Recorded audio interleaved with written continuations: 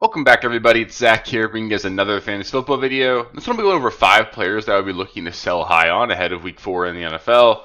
Obviously, these are not players that you have to trade away by any means, but they're players that I think are sort of overvalued or have overperformed what we should expect them to do the rest of the season. And I think they're guys that are at least worth kicking the tires on moving and seeing if you can get an upgrade at the position and maybe shed off some risk there. So, fun videos for me to make here. I obviously make a ton of trades in all of my leagues, so it's a lot of fun for me to do this stuff.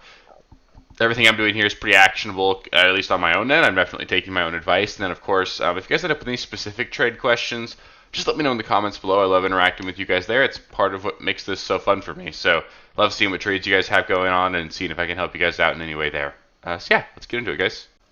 Starting off with the one quarterback on this list, I'm going to mention Caleb Williams as a potential sell high. I don't think we're seeing consistently good play here out of Caleb. I do think that Ben Johnson elevates this offense, and obviously we've seen Rome Odunze take a step forward, and that does give me optimism for what this Bears offense can look like going forward. It is also nice to see him running a little bit. He's obviously going to be a huge benefit to his fantasy output over the course of the year, but he's the quarterback 3 through the first 3 weeks, and I don't think anyone really expects that to continue the whole entire rest of the way, but he's coming off of a week where he just got to play Dallas. Obviously had basically the best game of his career last week. And I don't know how much stock we want to put into that. Everybody's lighting up Dallas. We just saw Russ put up 450 yards on them and then get benched 9 days later. So apparently beating Dallas up really bad does not mean that you're good enough to be dominant in the NFL.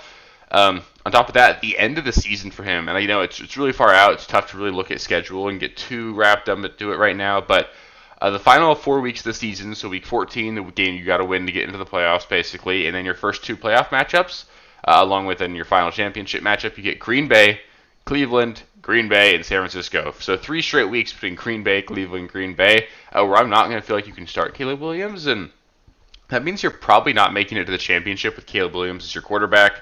I think people are going to be pretty excited about him. I think he's going to be decent. He'll probably be a fringe top 10 guy the rest of the year, but he's not going to be the quarterback 3. And I don't think you could trust him in the playoffs. So I would definitely look to move off him if you can go lateral at quarterback and then maybe get an additional piece thrown in there because Caleb's obviously been great. I think you can actually get a decent amount for him right now. He's definitely a player that I would strongly consider trading away if I could. Next up, we've got Travis Etienne, who, I know he's obviously been good over the first 3 weeks, but he sort of had some fake production in week 3. The Texans let him score a touchdown near the end of the game. They just wanted a shot with the ball back. He obviously did not do a whole lot with his touches anyway, though. 16 carries for 56 yards. You want to see better than that.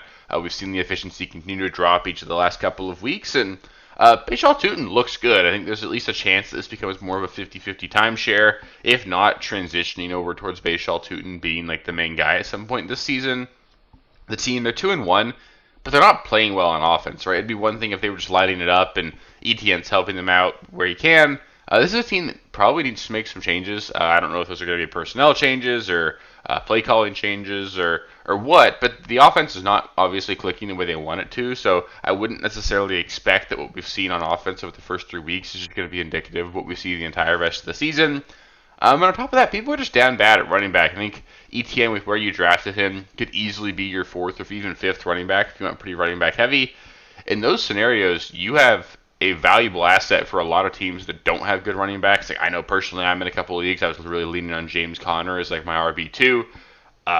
Really makes me feel weak at running back in those spots. And there's people like that all over the place right now. So finding the team in your league that's down bad at running back, they'll probably give you a pretty solid asset for Etienne. I think you can probably go get like a wide receiver 2, maybe pair him with like a Tucker Kraft if you want to see if you can upgrade at tight end. I don't know, something like that. I think Travis Etienne's definitely a guy that has a lot of value right now, but it feels like it's just going to go down over the course of the season, and I'd be willing to move him if I have the depth at running back. George Pickens is going to be the first wide receiver on this list for me. The thing with Pickens is we just sort of have enough evidence to this point about what George Pickens is in the NFL when he has to be the wide receiver 1. He's going to be basically a boomer bust flex play. We saw his target share didn't exactly just skyrocket after CD went out last week. We saw that Jake Ferguson ended up being the target monster, and I think that makes a lot of sense. They're not going to move George Pickens into the slot here, so he's just going to be a vertical threat in the offense that now defenses can focus on a little bit more, and you're just going to see a little bit even more inconsistency without CeeDee Lamb on the field. Dallas also has the 2nd worst strength of schedule for wide receivers over the rest of the season. That's far from comforting, obviously, if you're George Pickens manager or a CeeDee Lamb manager, hoping to get CeeDee back and have some monster performances. On top of that, you get a matchup with Green Bay in Week 4. That does not excite me at all. Nobody's really done a whole lot against Green Bay so far. So, if you wanted to think that George Pickens is going to be really great over the next 3 weeks while CeeDee's out, at least the first one, I don't even know if you can start him. So, I think in general, you could probably sell the news pretty well here. Say, hey, we've got CeeDee out for up to a month. Pickens is going to be a wide receiver 1. And I don't really think that's the case. I'd still rather have CeeDee the rest of the season.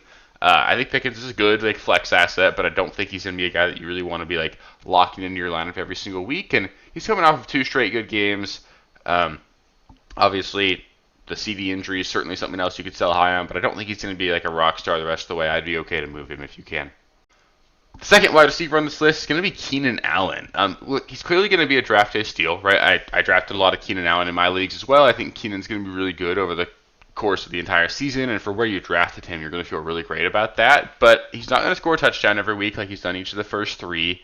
I would still take Ladd McConkey over him the rest of the way. And when was the last time we saw Keenan Allen play a full season? The answer to that is 2021. So it's been 4 years since we saw Keenan get through a season not banged up, and it's really common for us to see veteran players, especially at the wide receiver position, sort of come out hot to start a season, and then sort of taper off over the course of the year. It's just their bodies break down. It's tougher for them to sustain that over the course of a whole year.